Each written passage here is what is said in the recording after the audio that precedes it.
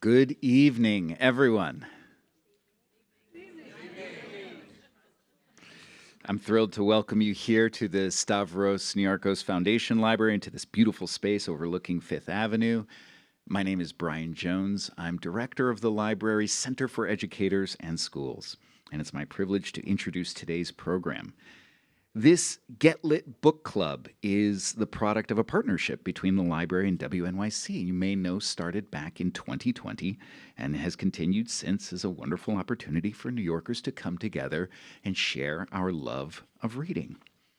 While you're here, I hope you get a library card. I have to say that. Check out a few books, learn more about the programs happening in the building. We'd love to see you again. So on your way out, don't forget to stop back at the check-in desk and please fill out a short survey, an audience survey about this program. It means a lot to us. It's very helpful to us, and you'll get a free prize. And who doesn't love free library swag? For those watching virtually, welcome. I hope you too come to visit us soon. And I invite you all to check out everything the New York Public Library has going on this spring, including our year-long celebration of the 100th anniversary of the Schomburg Center for Research in Black Culture, which kicked off earlier this month. You can join in the celebrations by attending centennial events, exhibitions, check out the Centennial Recommended Reading List, and you can get a special edition Schomburg Centennial Library card while supplies last. And as of a few minutes ago, there's one less supply. I just got mine. To learn more, visit schomburg.org/100. And now to tonight's program. Tonight we welcome Katie Kitamura, author of this month's book, Audition. An exhilarating, destabilizing Mobius strip of a novel that asks whether we ever really know the people we love. And we'll also be joined by Reeve Carney, who will share a special performance. Lastly, I just want to thank Allison Stewart and the WNYC team for being such wonderful partners on the book club this year. So enjoy. Thanks again for being here. And take it away, Allison.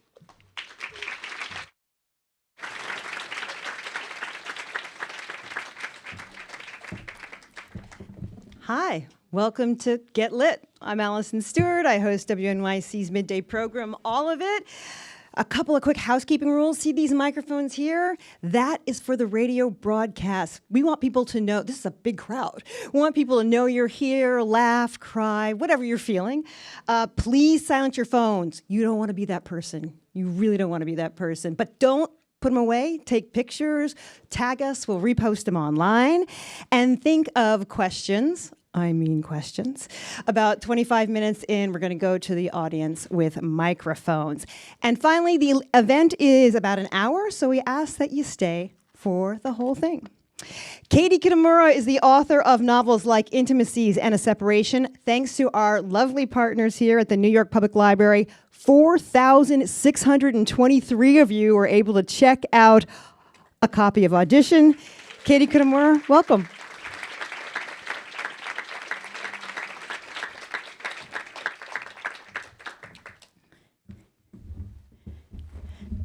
Thank you, Allison. That was a big number. That was a big number. I thought it was going to be in the hundreds, to be honest. 4,000. Before we get to the questions about the book, I am curious about the way you write. Do you have a studio? Do you write every day? Do you write about prompts? How do you start? Well, for a really long time, my desk was in my bedroom, and for a really long time, it was wedged between the closet and my baby's crib. So I was really kind of writing from the middle of my life. Lately, I have a separate office for the first time. It's almost too much pressure. I sit down and I feel like I've really got to generate something on the page. But I write when I can, to be honest. I wish it was every day. Mm-hmm. In a dream world, it would be every day. But much more, it's whenever I have a moment. And I've become quite good about now just slipping into the world of a novel. It feels like an escape from everything else, and I take a lot of pleasure in it. What was the first seed of the idea for Audition? So quite a long time ago, maybe even a decade ago, I saw a headline that read, "A stranger told me he was my son." And I was immediately captivated by the premise. And I think also just the syntactical quality of the sentence. You know, a stranger and son seem like mutually exclusive things. And I was puzzling over it, trying to figure out how it could be more than just a headline and become a novel. And I happened to go for a walk with a friend of mine whose son is a bit older than my children, whose son is in his 20s. And she said, that's just a description of motherhood. Every time my son comes home, it's like a stranger has walked in the door. And I remember thinking, that's a novel I want to write. I want to write a book about how some very universal experiences of motherhood, of marriage, of making art, contain within them something that feels incommensurate, something that feels oppositional. Does that worry you? As a mother? Yeah. It's made me, I've always been interested in moments when you look at somebody you feel you know very intimately and they appear to you like a stranger. And the thing I realized is that in a marriage, for example, that feels like a dangerous moment. I think in a relationship with a child, that feels like a very necessary moment.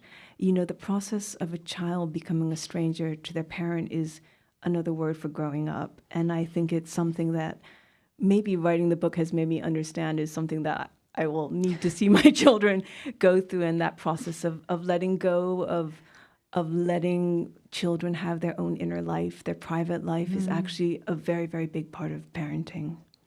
How did you know that you wanted to write about an actor? I had written a couple of books in which the idea of performance was kind of subtly in there. So I wrote a book called A Separation, which is about a woman who is separated from her husband when he goes missing and then eventually is found dead. And for the remainder of the book, she acts out the part of a grieving widow, even though that's not exactly who she is. And so this idea of performance, what it reveals about who you are and how you relate to other people, is something I think I've been kind of dancing around a little bit. And I think with this novel, I thought I may as well just go for it and put it directly on the page. Do you want to open your water? I do. Thank you. Before we started talking, you told me that you are friends with Marjane Nishat, the Tony-nominated actor from English, and that she was on your mind when you were writing this book. She was. She's an extraordinary actor. I hope everybody here will have the opportunity to see her work. She's currently nominated for a Tony for English. She was also in a wonderful play by the same playwright, Sanaz Tusi, called Wish You Were Here. She is extraordinarily gifted. And I met her right when I moved to New York in 2009. And it's really been wonderful to see her engage with work. And she has, as I'm sure you know from having spoken to her, an extraordinary intellect, but a very questing one. That's how I kind of think about it. She's always digging, pushing, exploring. She has a very restless intellect, it seems to me, when she's thinking about acting, when she's thinking about character. And that was something I really wanted for my central narrator, somebody who was always going to be pushing against the kind of limits of a part, wondering what it could be, seeing it as something mutable and changeable. And I think also I found myself thinking a lot about what is made available to actors. It's different from writing. When you're writing, you can make the work by yourself. And even if nobody's reading it, you can still make the work.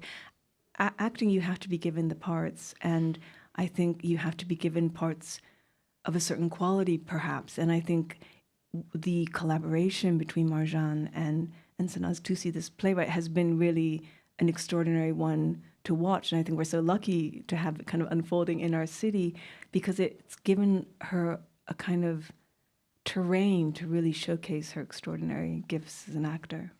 Yeah, you're when you were saying about actors being given a part, I was thinking about a place in the book, I hope I underlined it, talking about how she could change her name and her agents told her to change her name because she would get more parts as opposed to being a whole. But she doesn't change her name. So the character in the novel is Asian American, and there is a reference to the fact that the parts that are available to her are flat in some way, that she often feels that she's being given parts that are reinforcing certain stereotypes, characters that are often literally silent, that are at the margins. And then over the course of her career, there is a kind of shift in the culture, which is, I think, something that we've seen fairly recently. I would say absolutely for Marja. I mean, this cast of English, I think many of them, the two actresses who are nominated for Tonys are the first female Iranian American actors to ever be nominated for a Tony, and it's 2025. So I think the character in the novel is part of this kind of wave of actors who have undergone that path from having parts that have felt perhaps quite thin and prone to racial stereotype to a kind of more expansive way of being able to work. You let us know that she's a woman of color, but you don't give her a name. I don't. So I've now written 3 novels with unnamed female narrators, and sometimes people ask me if I know their names, and the truth is I don't know their names. I don't have a secret name for any of them. But naming is really interesting because naming, I think, gives a lot of information about a character, and it often can position a character in a very precise social category. And I'm interested in people who can't be contained by a social category for ill or for good. Often my characters are people who feel themselves uncertain of where they are in the world, who are trying to figure out exactly how they are perceived, where they fit in. And part of not giving them a name is allows me to kind of heighten that sense of being in between. Are we supposed to trust her as a narrator?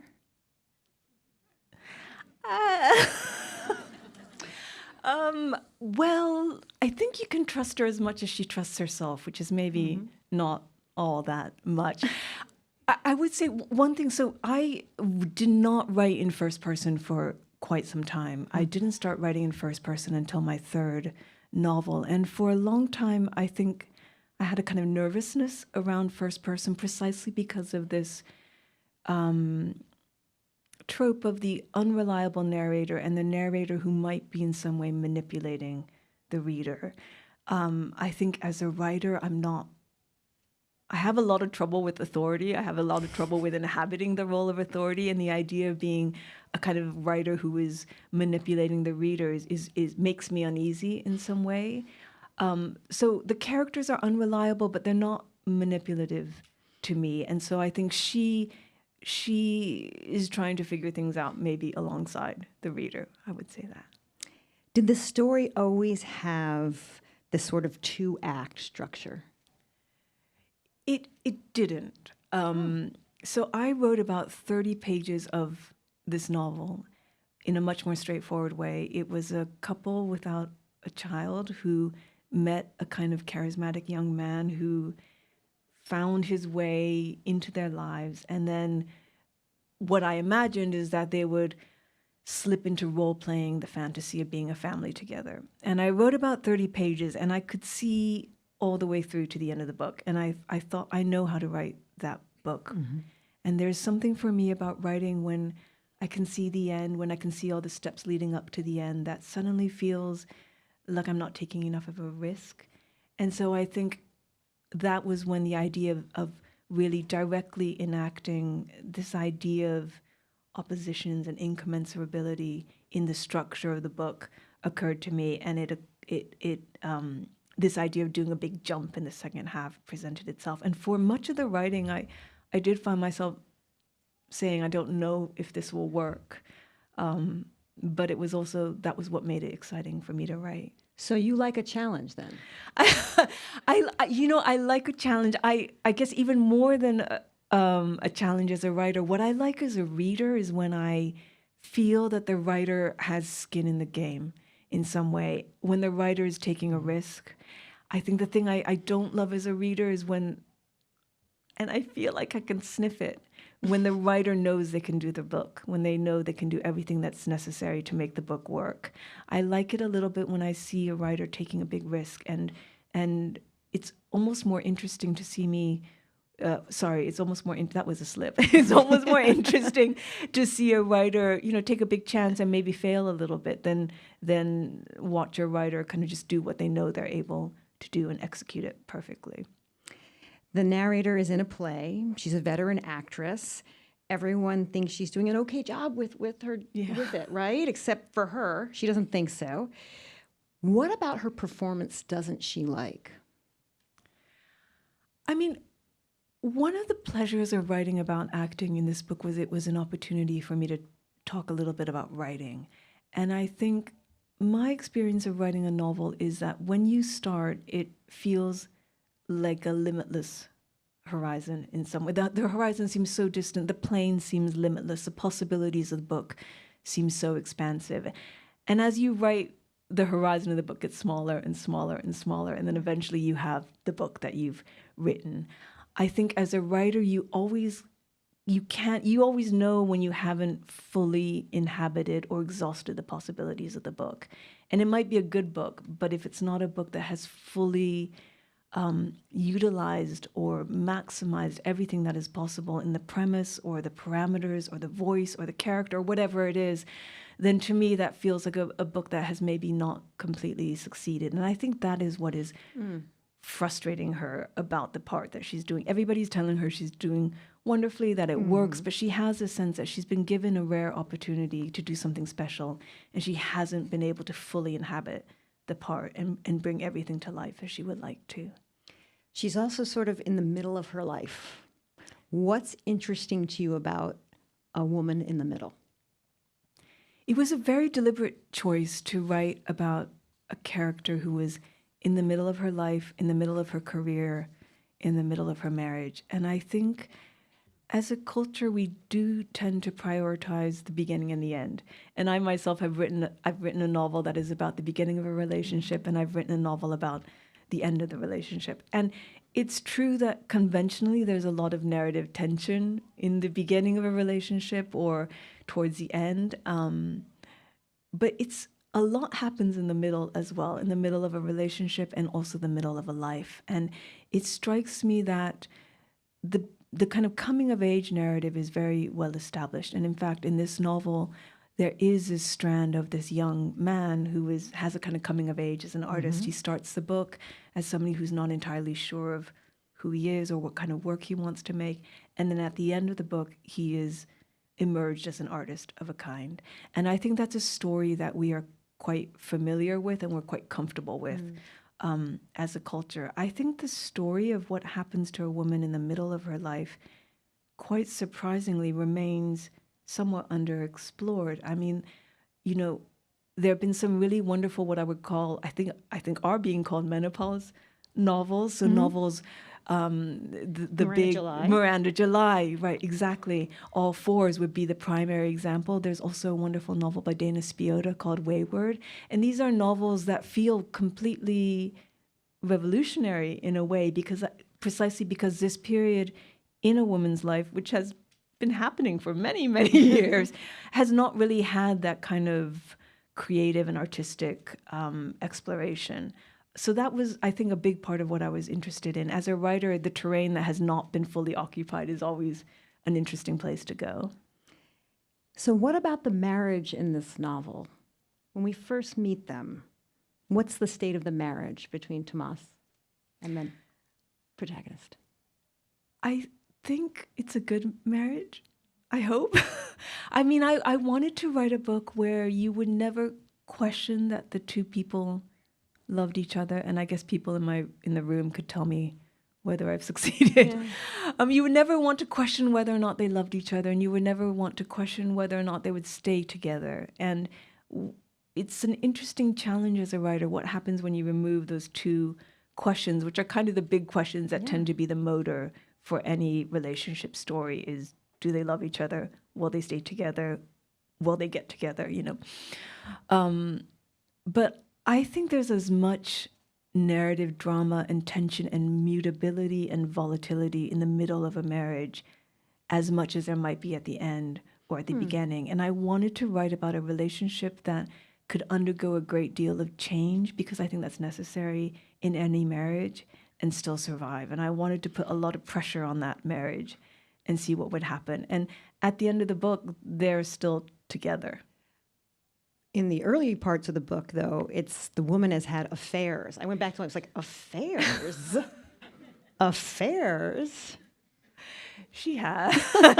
She has. In the second half of the book, in this kind of alternate reality, she has not had affairs. She has been faithful.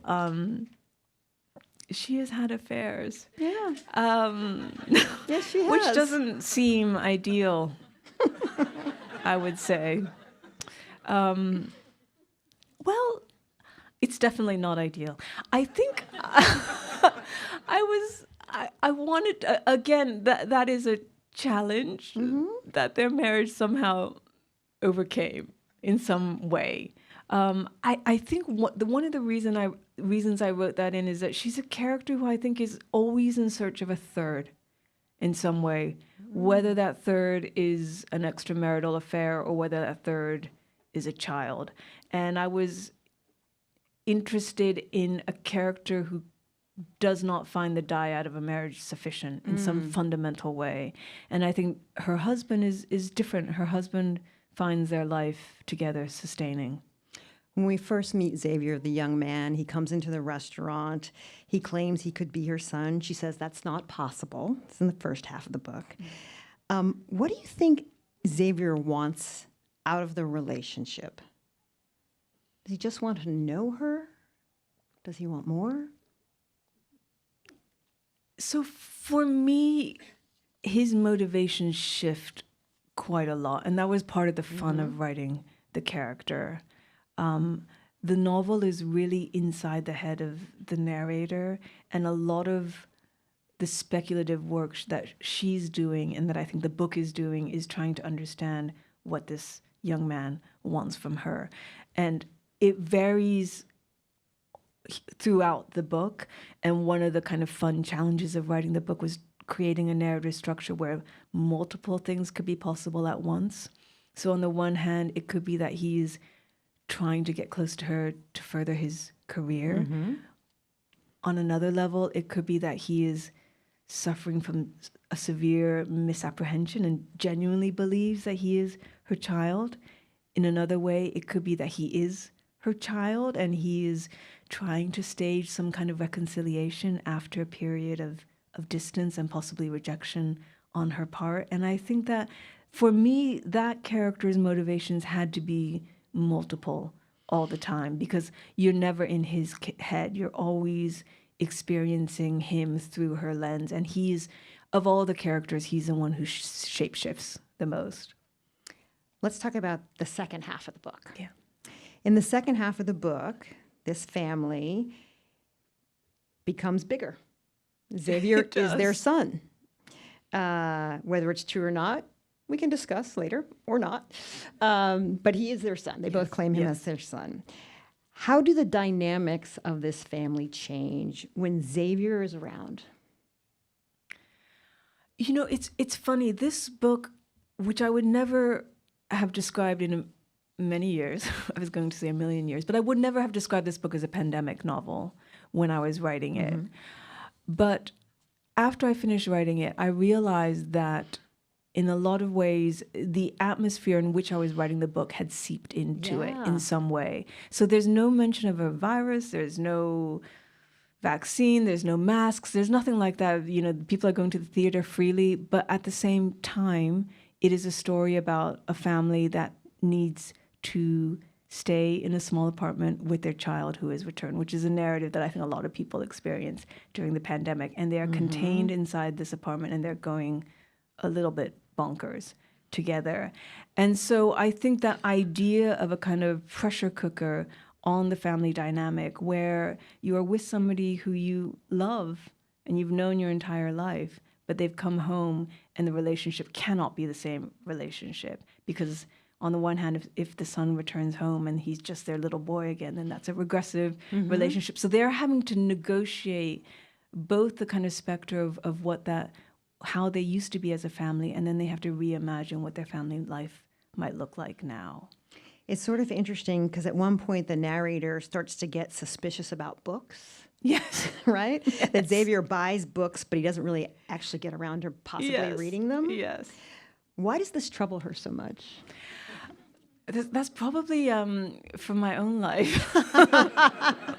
The kind of guilt I have about the books that I purchase in an aspirational way that then kind of just accumulate on my bedside table. I mean, I think it is that notion that a child changes.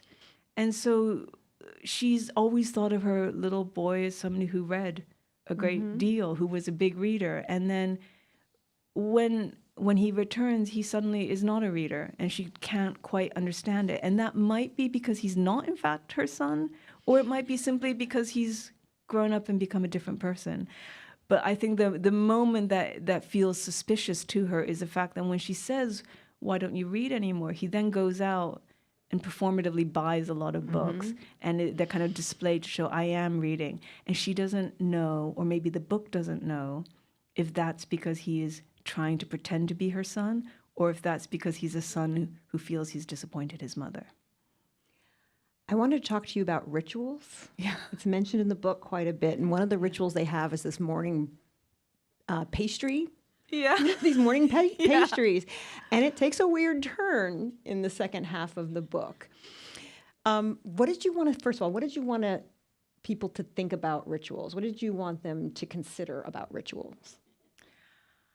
I mean, I think rituals are a really big part of any story that we tell ourselves about almost anything, whether it's about national identity or whether it's about a marriage or whether it's about a family or whether it's about a workplace, whatever it is. The rituals are how we structure our life, and it's also how we exist in the world. I think they're tremendously important. They allow us to enact certain roles that maybe otherwise we wouldn't know how to enact. And I think for the central character, the ritual of this breakfast is a way of her learning to be intimate with her partner again, and learning to be what she thinks of as a good mother in some way.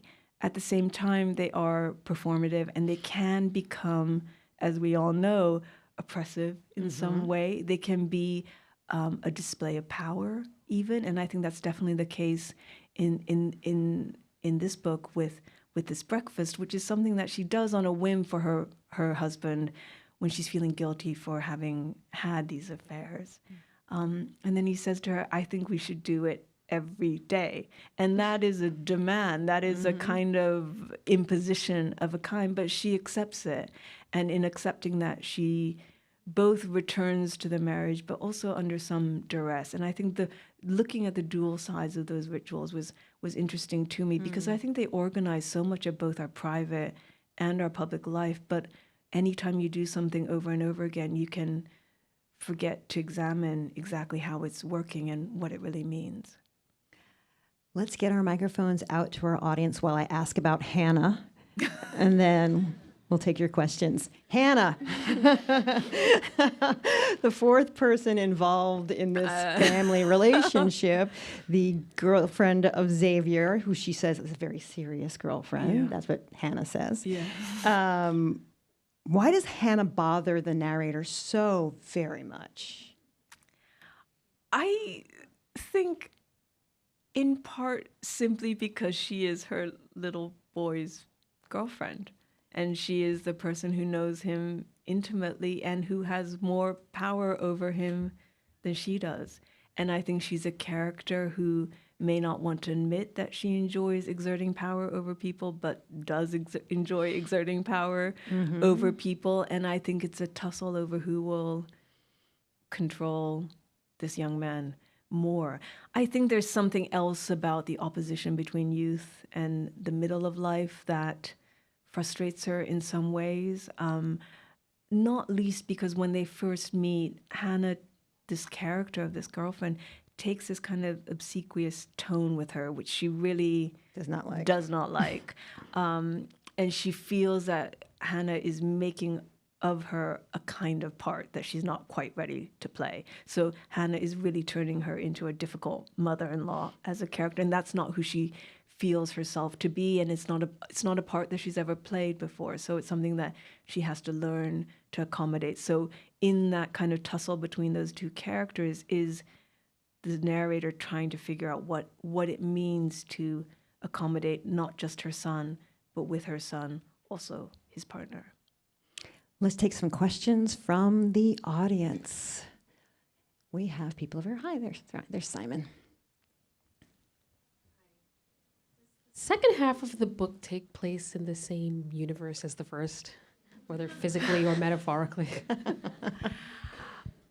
That's a great question. I think there are a couple of different ways of reading the book. I think for me, a really important influence was David Lynch. And I love the way that Lynch creates these worlds that have alternate or corresponding or parallel realities.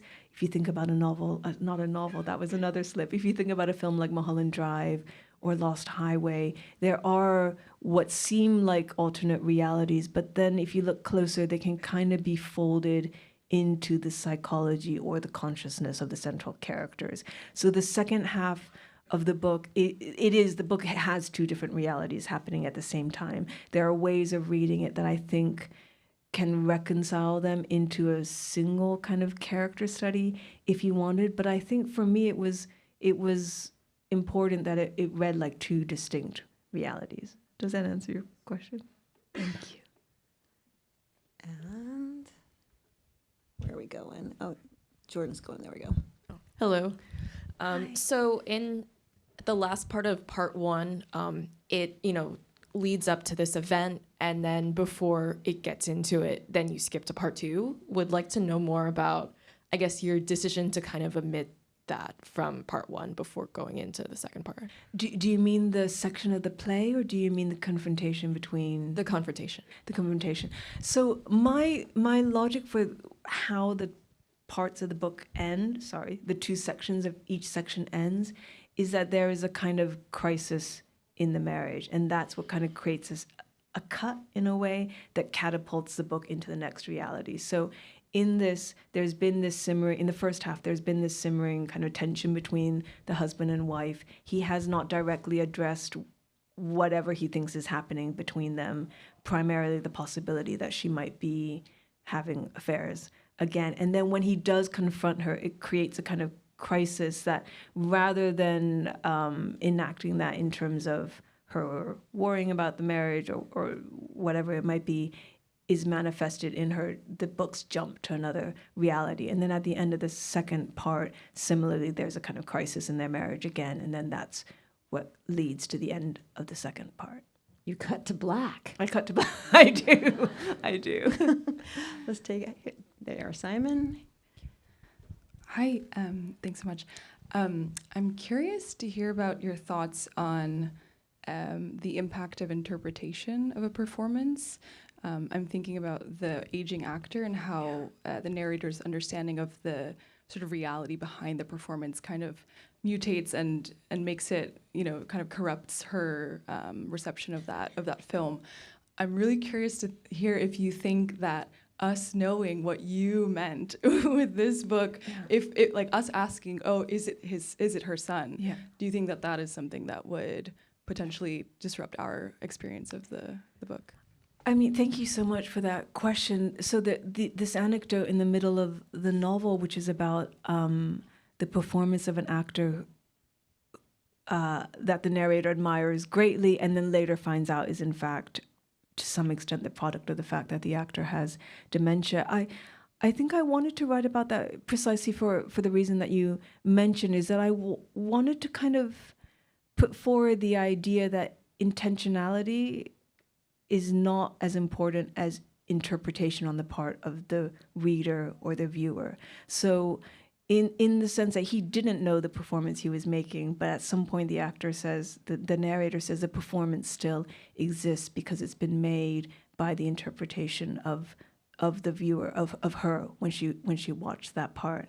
That's very much what I wanted for this book. Is I wanted it to be a book that was made hand in hand with the reader through their interpretation. And it is a book that has multiple ways of being read. And to some extent, I think it doesn't matter too much what I think. I mean, I think I know what the book is doing, but I might not be right. And I think that's something that I realized a lot from my own reading and from knowing writers is that often the book has its own life. It generates its own meaning that is sometimes not always what the writer intended. So for me, I wanted to write something that could be read in many, many different ways. Some of the ways it's been interpreted are not necessarily what I consciously wrote into the book, but to me that's the great pleasure of it, and that's one of the reasons I feel so grateful to readers. Thank you. Jordan's back there. Thank you for this novel, and this is a comment that may turn into a question. Something that I was quite taken by this novel were the way the characters, even in their interior lives, they were very symptomatic of their artistic practices as a performer and as a writer. And when you mentioned the second part, you see how that begins in terms of the central character performing a certain role, and Tomas even creating a desk for Xavier. And then you mentioned the Lynchian references in the films, that you had noted. What I notice about those films and what I notice about the second part is how, everything, these layers, these mash shells, however you want to describe it, they ultimately dissolve and reveal these, repressed actions. So I just wanted to share that. Thank you so much. I mean, that's a dream response to me, and I'm so grateful. I mean, it's a book that I think asks a lot of questions and asks a lot of the reader as well. So thank you so much for responding to it in that way. We've got time for one more question, and I'll let them pick. I won't pick.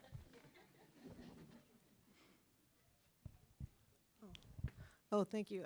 I really like how in the beginning of the book, your character talks about having had an abortion very matter-of-factly.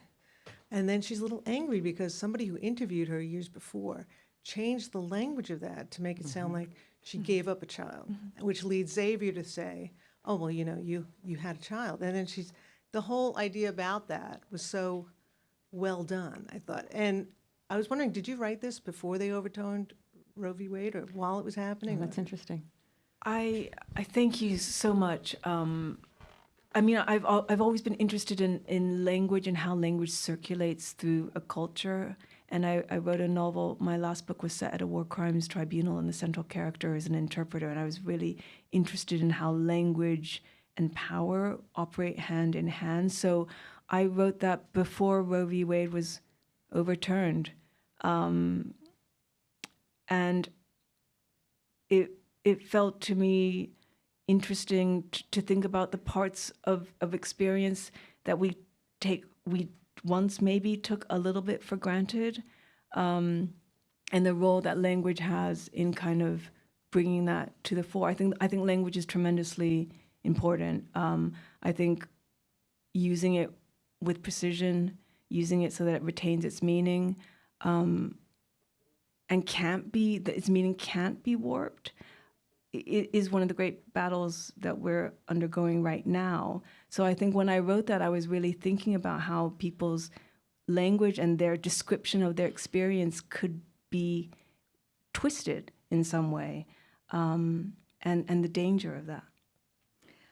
My final question for you is, you were on our radio show giving us a preview. Yeah. And you told us just about all your books end up being about the same length. Yes. About 200 pages or about 200 pages. Why do you think that is? I don't know. I don't know. I mean, I read a lot of short fiction, and a lot of I read a lot of Japanese fiction and a lot of French fiction, and those books are quite short. If you look at novels by writers like Kawabata, they're very, very slim.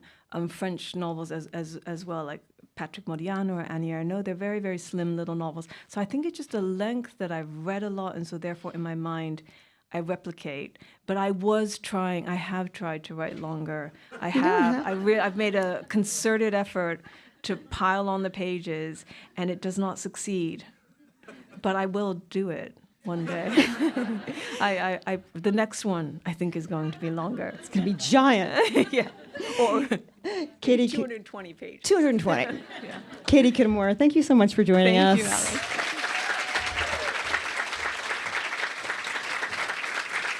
All right, to our musical portion.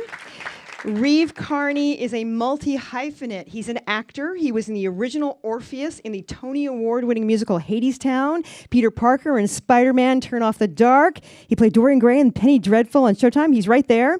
Reeve is also a musician. He's fronted rock bands, performs as a soloist. His 2016, he released the album Youth is Wasted. He is a regular at the Green Room 42, and on June 20th, he'll be there singing the songs of Queen. We'll ask him about that, but he's here tonight. Reeve, thank you for being with us. Of course, thanks for having me. You are perfect person to be with us because you are an actor and a musician. Thank you. What's the first song we're going to hear? This is a new song I wrote about our country, which hopefully doesn't offend anyone.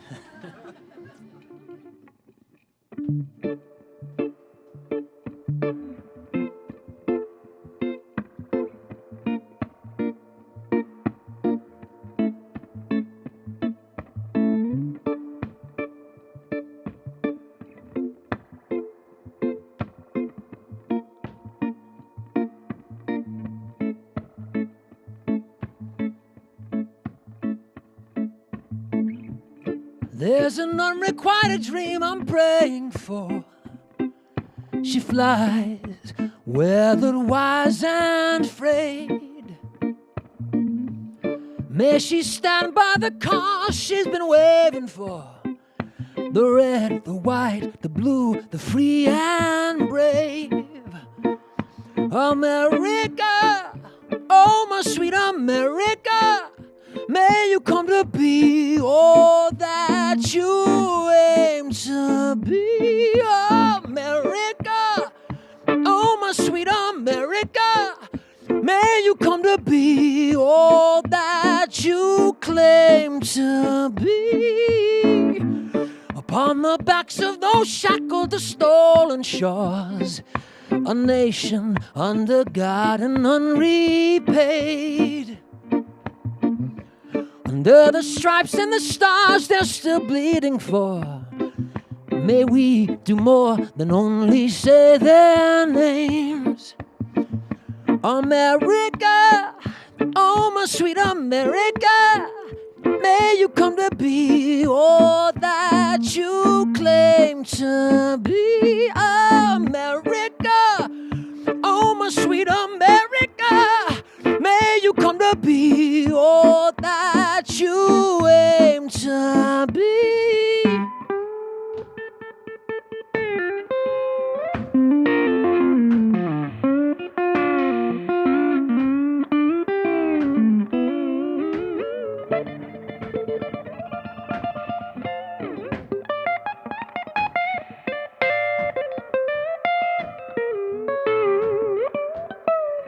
Oh, say, can you see a land where wombs are not policed, where justice, liberty, and peace remain the cardinal decree, and where our kids don't have to flee from someone's emptied magazine?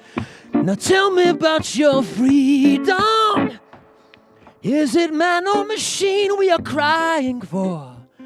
Institutions I can't entertain. Thoughts and prayers for the cause they've been dying for. Their memories I will not betray. America, oh my sweet America, may you come to be all that you aim to be. America,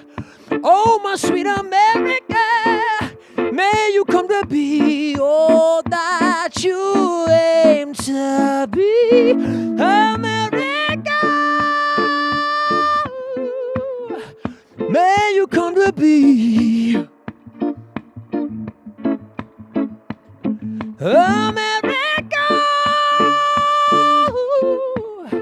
may you come to be all that you aim to be. America,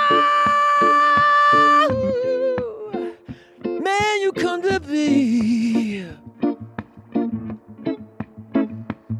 America, may you come to be all that you aim to be.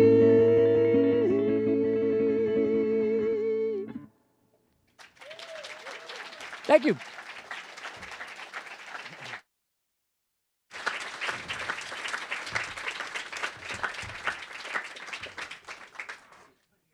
Okay, just be careful.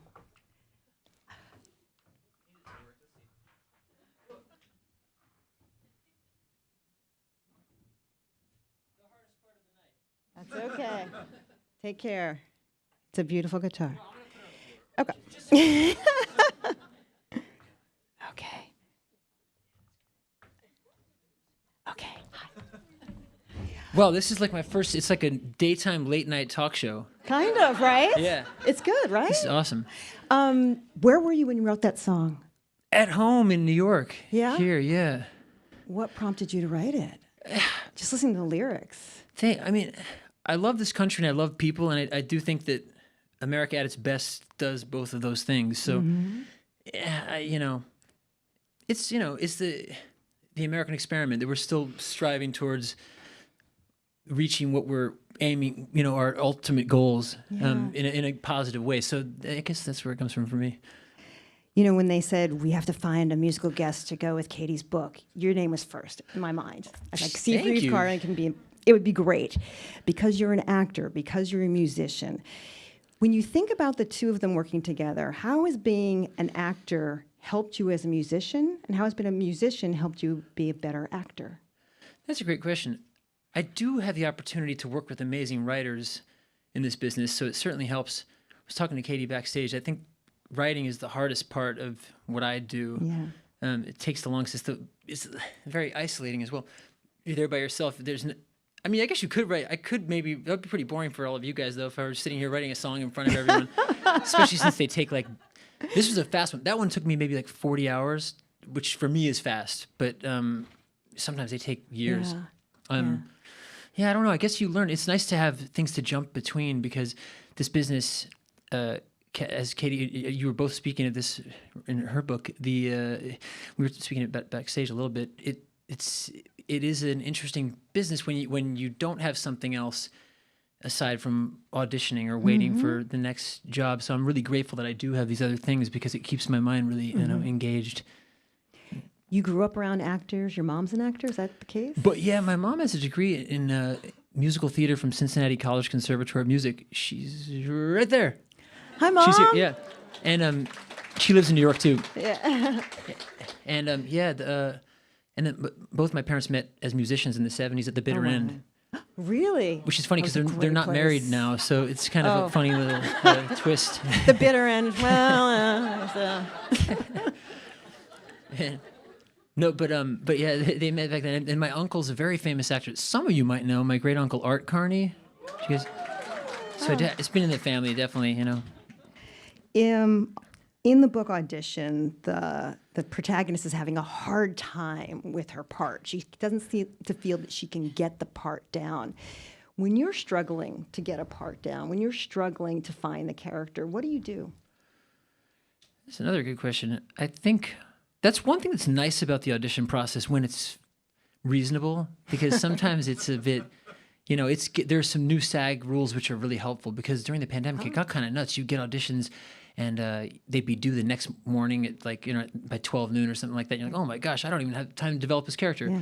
But with a longer process, I find it's really useful because then you kind of learn yourself, am I going to be able to do this or not? So that's one thing I do like about auditions, that it gives you the opportunity to say, maybe this one's not for me, or yeah, I can pull this off. So, but it can take, sometimes you get it quickly.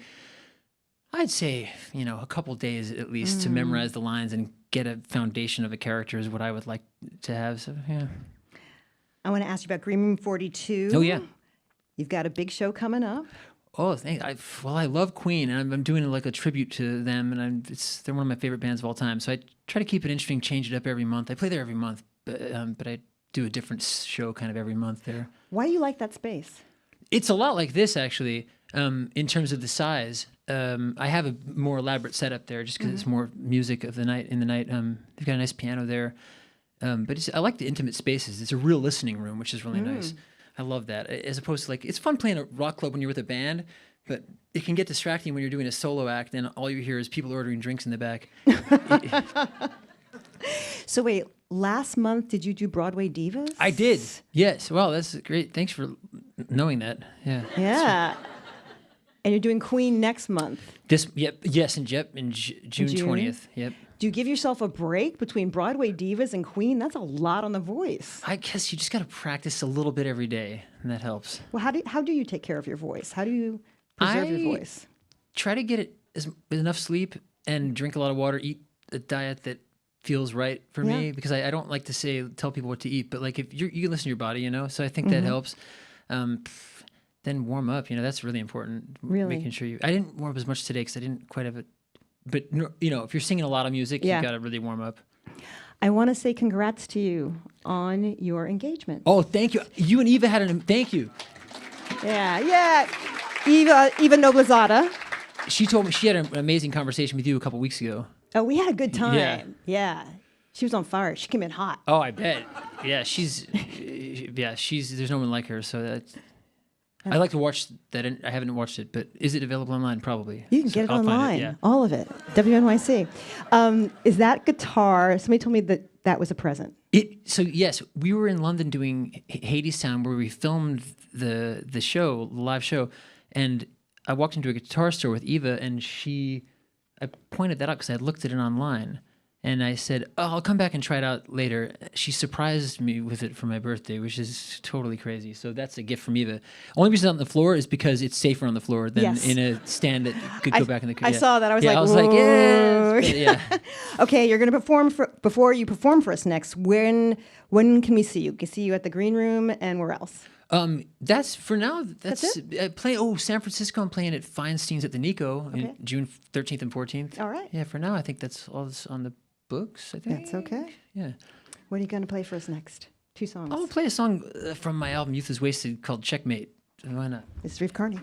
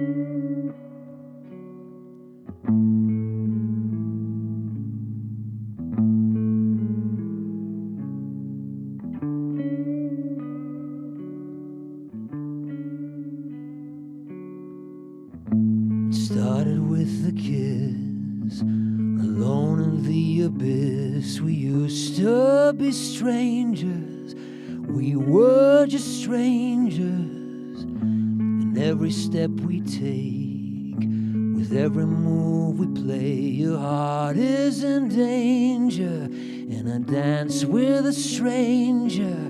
Your scars will say, your tears to say it's over, and your heart will bend the rules to suit the soldier. When love is the power play, checkmate. We're losers in the game of love, my love. Or losers in the game of love, my love.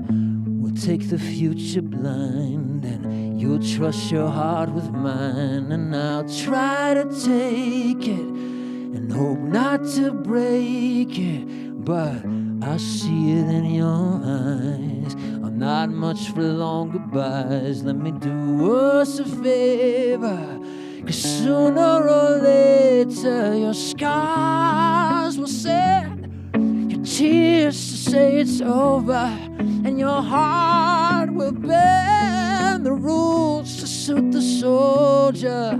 When love is the power play, checkmate. We're losers in the game of love, my love. All losers in the game of love, my love.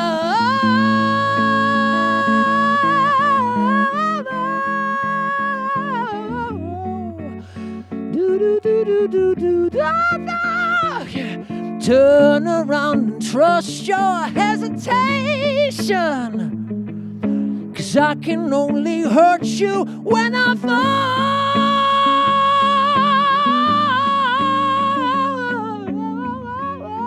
And everyone must fall. I'd rather watch you walk away than to take you with me down in flames. I'll always love you, babe, but my scars will send your tears to say it's over, and your heart will bend the rules to suit the soldier. When love is the power play, checkmate.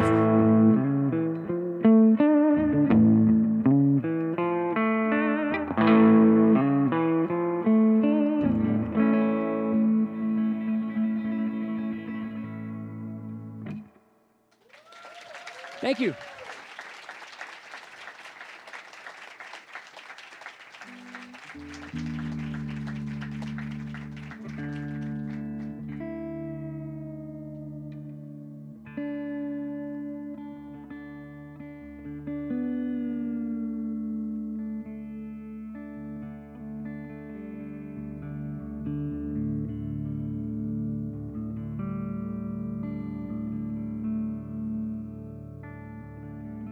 I don't do this one as much as I'd like to. I don't know why. I should do it more, but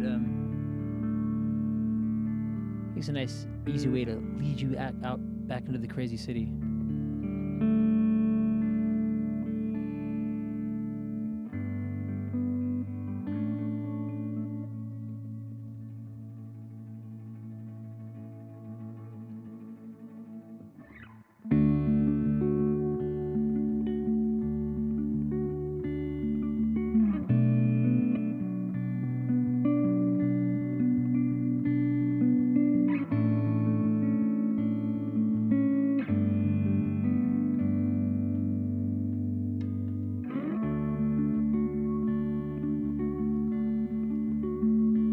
When I'm lost, you bring me back. When I cry, you make me glad. When I think I have it bad, I think of you. When I don't know where to go, and it feels like I'm alone. When I hang my head down low, I think of you.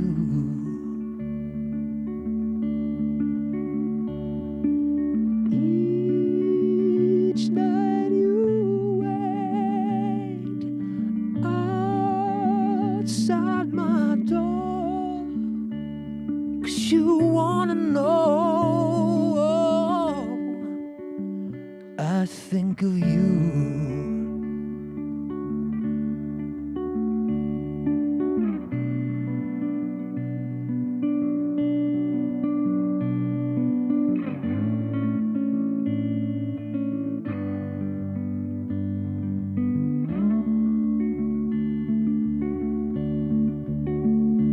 When I fall into a snare, and it's all too much to bear.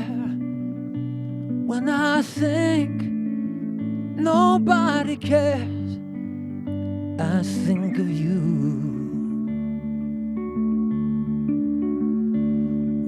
the going's getting tough, and I feel like giving up. When I think I've had enough, I think of you.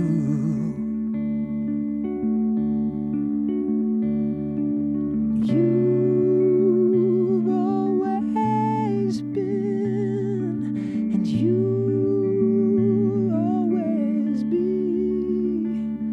even to the end. Oh, I'll think of you.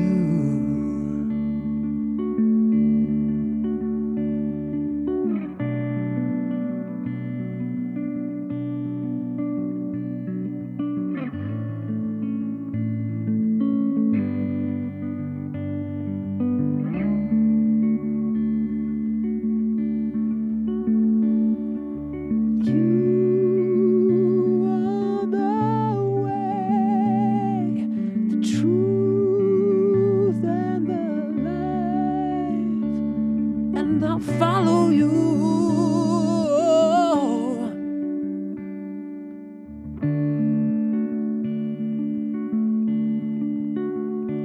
When it's time to say goodbye and a tear wells in my eye, I can hold my head up high when I think of you.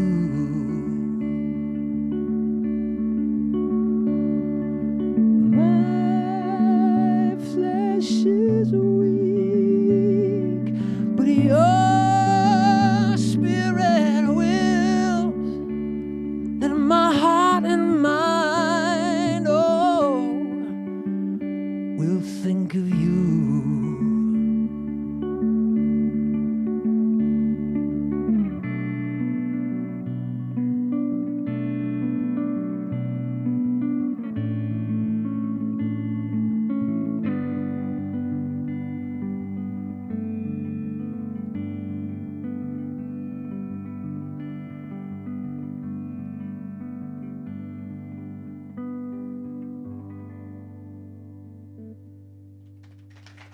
Thank you very much.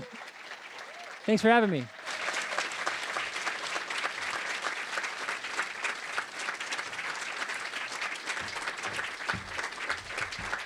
Thanks so much to Reeve Carney and to our author, Katie Kitamura. Katie will be signing books in the lobby. Thank you very much to our partners at the New York Public Library for hosting us and providing all the e-copies. Thanks to everybody from Park Boulevard for all the beautiful lights and for streaming this. Thanks to the WNYC engineers and producers, Jordan Loff and Simon Close, for getting it done. Get lit. We're taking our break for summer, but we will be back in September, and we have something so amazing planned. So amazing planned. So you're going to have to join us. In the meantime, we'll be launching our second summer reading challenge, so tune into WNYC for that. I'm Allison Stewart. Have a great summer, and I'll meet you back here in September with something amazing.